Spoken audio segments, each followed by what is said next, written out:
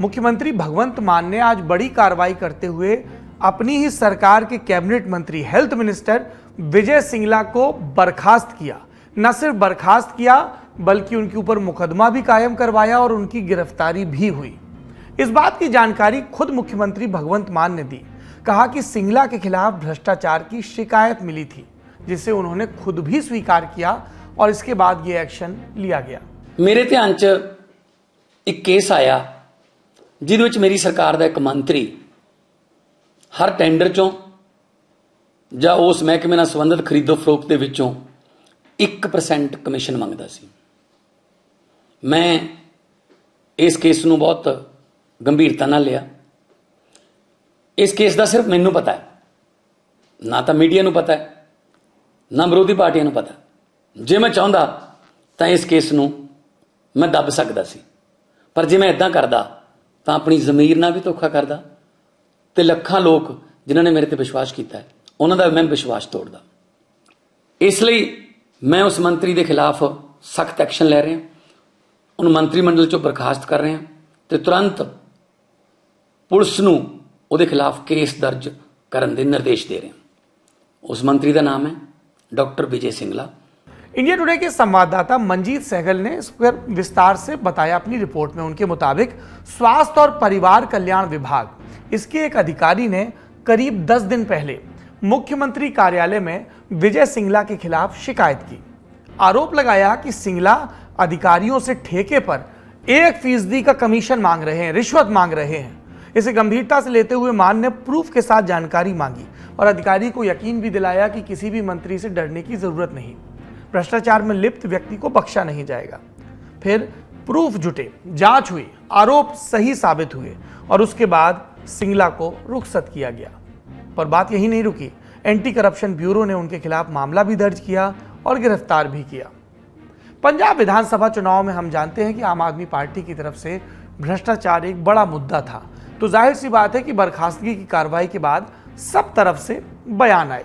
सबसे पहला बयान आम आदमी पार्टी के संयोजक और दिल्ली के मुख्यमंत्री अरविंद केजरीवाल का। सुनिए। 2015 में जब दिल्ली में हमारी सरकार बनी थी तब मैंने भी अपने फूड मिनिस्टर के खिलाफ ऐसे ही एक्शन लिया था। उसके भ्रष्टाचार के सबूत मेरे पास आए थे, तब भी किसी को नहीं पता था। मैंने खुद ब खुद उसके खिलाफ एक्शन लिया था। आम आदमी पार्टी कट्टर ईमानदार पार्टी है। कट्टर ईमानदार मतलब अगर हमारा अपना भी कोई चोरी करेगा उसे छोड़ेंगे नहीं, उसे बख्शेंगे नहीं। सत्ता पक्ष का बयान हो गया, कार्रवाई को सही ठहरा दिया, लेकिन विपक्ष ने आम आदमी पार्टी की सरकार को घेरा और अपने हिस्से की दलीलें पेश की। सुनिए भाजपा और कांग्रेस का रुख। जितनी बड़ी बड़ी ये गप्पे ईमानदारी को लेकर के हाँक रहे थे पूरे देश में, और पंजाब को लेकर के कि हमने करप्शन ख़त्म कर दी, पूरे देश में इन्होंने पूरा बाबरेला मचाया हुआ था कि पंजाब करप्शन फ्री कर दिया। ये कलावा, ये लिफाफा खुला है अब केजरीवाल के नाम, और उनकी ही सरकार का, पंजाब सरकार का एक मंत्री अब रिश्वत के दोष में पकड़ा गया है और इनको आनन फानन में अब पंजाब सरकार को कार्रवाई भी करनी पड़ी है।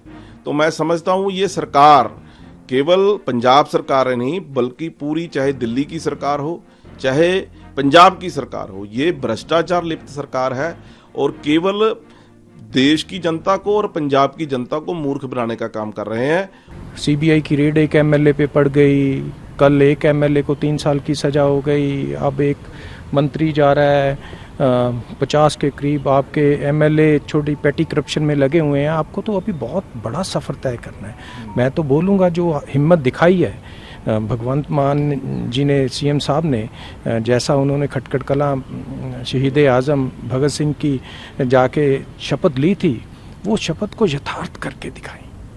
जो करप्शन उनकी पार्टी ने, उनकी पार्टी की हाई कमांड ने टिकट डिस्ट्रीब्यूशन में करी, जो एमपी लगाने में करी, उनका सबका हिसाब करना चाहिए, सबके ऊपर करना चाहिए।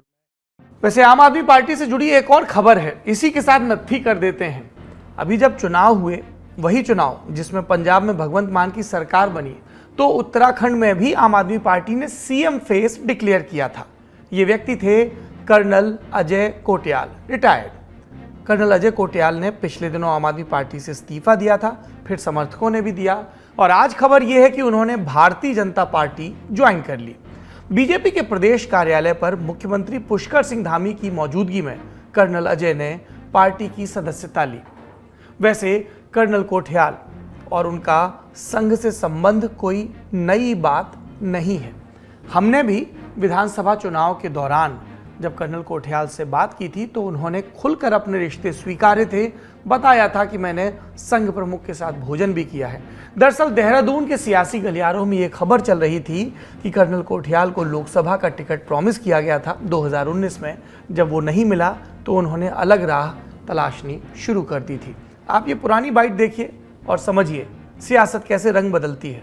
क्या कर्नल कोटियाल ऑन रिकॉर्ड ये कह रहे हैं कि उन्होंने भाजपा या कांग्रेस से लोकसभा के टिकट के लिए कभी किसी भी तरह का संपर्क, या जिसे राजनीति की भाषा में गणेश परिक्रमा कहते हैं, वो किसी भी नेता की नहीं की, किसी के भी दफ्तर में नहीं गए मेल मुलाकात के लिए, आवेदन के लिए, बातचीत के लिए?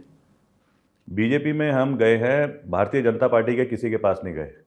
आरएसएस वाले हमको लेकर के गए थे। अच्छा। उन्होंने हमको मिलवाया, उन्होंने तो हमको मोहन भगवत जी के साथ लंच करवाया। अच्छा। तब तो हम ये 2014 की बात होगी, तो हम तो आरएसएस के साथ तो पता नहीं कहाँ गए हैं। अच्छा। मिले हैं लोगों से। राष्ट्रीय स्वयंसेवक संघ के पदाधिकारियों के संपर्क में हैं आप? संपर्क में अभी भी है, लेकिन उस टाइम पे जो उनकी विचारधारा थी, जो सोच थी कि आप जैसे लोग पॉलिटिक्स में आने चाहिए, हमने फिर डिनाई कर दिया, क्योंकि हमें दिखा कि बीजेपी जो पार्टी है वो कहीं ना कहीं पॉलिटिक्स वाली चीज़ जब आ जाती है तो उसमें हम फिट नहीं बैठते। लेकिन हम जरूर किसी के दफ्तर बीजेपी वाले के तो बिल्कुल भी नहीं गए। हम कांग्रेस में तो किसी के पास भी नहीं गए। तो ये जरूर बैकग्राउंड है। लेकिन हमें जब दिख गया था तो हमको मनाने भी आए काफ़ी बाद में कि आप जरूर एक बार पार्टी ज्वाइन करें। कौन आया मनाने? अब वो चीज़ इस टाइम पे शायद शेयर करूंगा ना, तो उन लोगों के लिए भी अच्छा नहीं लगेगा। अच्छा, भाजपा और कांग्रेस दोनों के? भाजपा कांग्रेस भी और आरएसएस भी। आरएसएस के लोग भी आए। कांग्रेस का इतना ज्यादा नहीं था, क्योंकि हम बीजेपी की तरफ ज्यादा रुझान बीजेपी का ज्यादा रुझाव क्या था, बीजेपी की तरफ वाले ज्यादा हमको अप्रोच करते थे। अच्छा। दूसरी सुर्खी बनाई कुतुब मीनार ने। आज दिल्ली के साकेत कोर्ट में कुतुब मीनार परिसर में पूजा के अधिकार को मांगने की याचिका पर सुनवाई हुई। याचिका सीनियर वकील हरिशंकर जैन ने दायर की थी। कहा था कि 27 मंदिरों को तोड़कर कुव्वत उल इस्लाम मस्जिद बनाई गई थी, वहां हिंदुओं को पूजा का हक मिलना चाहिए। अब इस पर सुनवाई हुई। इस दौरान कोर्ट ने हरिशंकर जैन से पूछा कि ये मान लें कि मंदिर ढहाया गया, ये भी मान लें कि पिछले 800 साल से मुस्लिम इसे इस्तेमाल नहीं कर रहे थे, तो सवाल यह है कि इसे कैसे रिस्टोर किया जाए, किस आधार पर किया जाए। इसके जवाब में जैन ने कहा कि जब वहां मंदिर है जो मस्जिद के अस्तित्व में आने से पहले था, तो इसे रिस्टोर क्यों नहीं किया जा सकता। जज ने इस पर पूछा कि अगर इसकी इजाजत दे दी गई तो संविधान के ताने बाने और धर्मनिरपेक्ष कैरेक्टर को नुकसान होगा। कोर्ट ने याचिकाकर्ता से फिर पूछा कि अगर 800 साल पहले कुछ हुआ तो उस पर आप दावा कैसे करेंगे। इस पर जैन ने कहा कि अगर ये हिंदू मंदिर है तो इजाजत क्यों नहीं दी जा सकती। कानून कहता है कि जो जमीन एक बार देवता की हो गई हमेशा उसी की रहती है। जैन की दलील थी कि हम चाहते हैं कि देवताओं को स्थापित कर पूजा की जाए। इस सुनवाई के दौरान आर्कियोलॉजिकल सर्वे ऑफ इंडिया केंद्र सरकार की एक विंग है, हमारे और आपके देश की जो पुरानी इमारतें हैं उनके संरक्षण का काम करती है। फुल फॉर्म क्या है? भारतीय पुरातात्विक सर्वेक्षण। इस संगठन ने इस याचिका का विरोध किया। एएसआई ने अपनी दलीलों में क्या कहा? देखरेख की बात थी जो वो तो थी ही। उनके वकील ने कहा कि कुतुब मीनार पुरातात्विक महत्व वाला स्मारक है, लिहाजा यहाँ किसी को पूजा पाठ की इजाज़त नहीं दी जा सकती। पुरातात्विक संरक्षण अधिनियम 1958 के मुताबिक संरक्षित स्मारक में सिर्फ पर्यटन की यानी टूरिस्टों को जाने की इजाज़त है, किसी भी धर्म के पूजा पाठ को इजाज़त नहीं है। एएसआई की तरफ से सिविल कोर्ट के उस फैसले का हवाला भी दिया गया जिसमें कोर्ट ने माना था कि इस केस में पूजा मूलभूत अधिकार का हिस्सा नहीं है।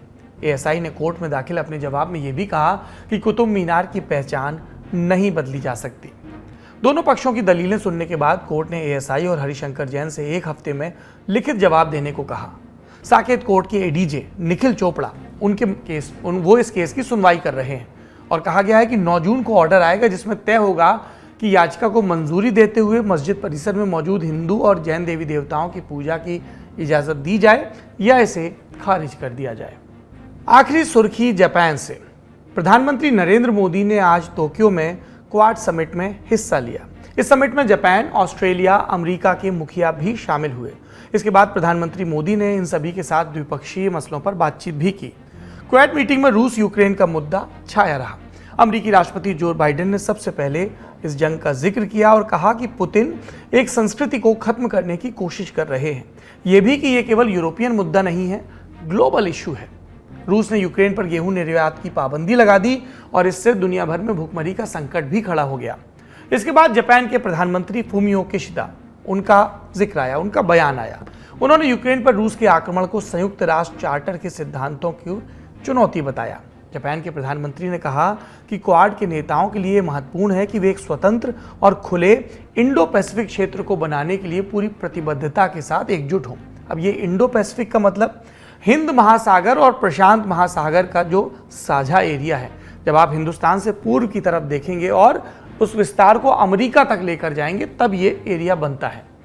इस एरिया में प्रभुत्व को लेकर चीन लगातार कोशिश करता है अपने पड़ोसी देशों को दबाव में लाने की भी। इसीलिए चीन के खिलाफ ये गठबंधन पुख्ता हो रहा है, जिसमें ऊपर जापान है, फिर ईस्ट में बिल्कुल आप आगे आखिरी तक चले जाएं तो अमेरिका है, नीचे चले जाएं ग्लोब पर तो ऑस्ट्रेलिया है और फिर हमारा भारत है। व्यापार की दृष्टि से भी ये इलाका काफ़ी महत्वपूर्ण है।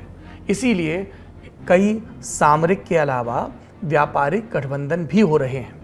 क्वाड मीटिंग में नेताओं ने क्या कहा, जापान के और अमेरिका के, हमने आपको बताया। हमारे प्रधानमंत्री नरेंद्र मोदी, उन्होंने कहा दोस्तों के बीच आकर खुशी हुई, और ये भी कहते हुए उन्होंने जो ऑस्ट्रेलिया के नए प्रधानमंत्री हैं एंथनी अल्बनीज, उनको बधाई भी दी। कहा कि क्वाड ने कम वक्त में दुनिया में प्रसिद्धि हासिल की है। इसके अलावा प्रधानमंत्री क्या बोले, सुनिए। इतने कम समय में क्वाड समूह ने विश्व पटल पर एक महत्वपूर्ण स्थान बना लिया है। आज क्वाड का स्कोप व्यापक हो गया है और स्वरूप प्रभावी हो गया है। हमारा आपसी विश्वास, हमारा डिटर्मिनेशन लोकतांत्रिक शक्तियों को नई ऊर्जा और उत्साह दे रहा है। क्वाड के स्तर पर हमारे आपसी सहयोग से एक फ्री, ओपन और इंक्लूसिव इंडो पैसिफिक क्षेत्र को प्रोत्साहन मिल रहा है, जो हम सभी का साझा उद्देश्य है। कोविड-19 की विपरीत परिस्थितियों के बावजूद हमने vaccine delivery, climate action, supply chain resilience, disaster response और आर्थिक सहयोग जैसे कई क्षेत्रों में आपसी समन्वय बढ़ाया है। इससे इंडो पैसिफिक में शांति, समृद्धि और स्थिरता सुनिश्चित हो रही है। बैठक के बाद एक संयुक्त बयान जारी हुआ, जिसमें चारों नेताओं ने सभी तरह की आतंकवादी घटनाओं की भी खुलकर निंदा की। चारों देशों ने कहा कि किसी भी आधार पर आतंकवादी कृत्य को सही नहीं ठहराया जा सकता। क्वाड मीटिंग के बाद प्रधानमंत्री नरेंद्र मोदी ने तीनों देशों के प्रमुखों के साथ द्विपक्षीय बातचीत की। अमेरिकी राष्ट्रपति जो बाइडेन ने कोरोना प्रबंधन के लिए प्रधानमंत्री की तारीफ की। बाइडेन ने कहा, भारत ने कोरोना संकट को अच्छे से हैंडल किया, जबकि चीन महामारी से निपटने में नाकाम रहा। द्विपक्षीय बातचीत के दौरान बाइडेन ने दोनों देशों के संबंधों को और मजबूत करने की बात भी कही। सुनिए। I'm looking forward to continuing our conversation today. Mr. Prime Minister, there's so much that our countries can and will do together, and I'm committed to making U.S.-India partnership among the closest we have on earth. प्रधानमंत्री नरेंद्र मोदी ने tweet कर बताया कि Biden संग बातचीत में व्यापार, निवेश, रक्षा के साथ साथ लोगों से लोगों के बीच संबंध सहित भारत और अमेरिका के संबंधों के और भी कई पहलुओं पर बातचीत हुई। बाइडेन के बाद बारी थी ऑस्ट्रेलिया के प्रधानमंत्री एंथनी अल्बनीज से प्रधानमंत्री नरेंद्र मोदी की मुलाकात की। मुलाकात के बाद एंथनी ने कहा कि भारत के साथ हमारा संबंध बहुत महत्वपूर्ण है और प्रधानमंत्री मोदी से मिलना एक बड़ा सम्मान की बात है। एंथनी ने भारत द्वारा विभिन्न देशों में सप्लाई की गई कोविड वैक्सीन प्रोग्राम की भी तारीफ की। प्रधानमंत्री मोदी ने इसके बाद अपने जापानी समकक्ष फूमियो किशिदा के साथ भी द्विपक्षीय बातचीत की। दोनों नेताओं के बीच सुरक्षा और रक्षा सहयोग पर और इसको और बढ़ाने पर सहमति बनी। इसके अलावा दोनों देशों के बीच बढ़ते आर्थिक संबंधों की भी सराहना हुई।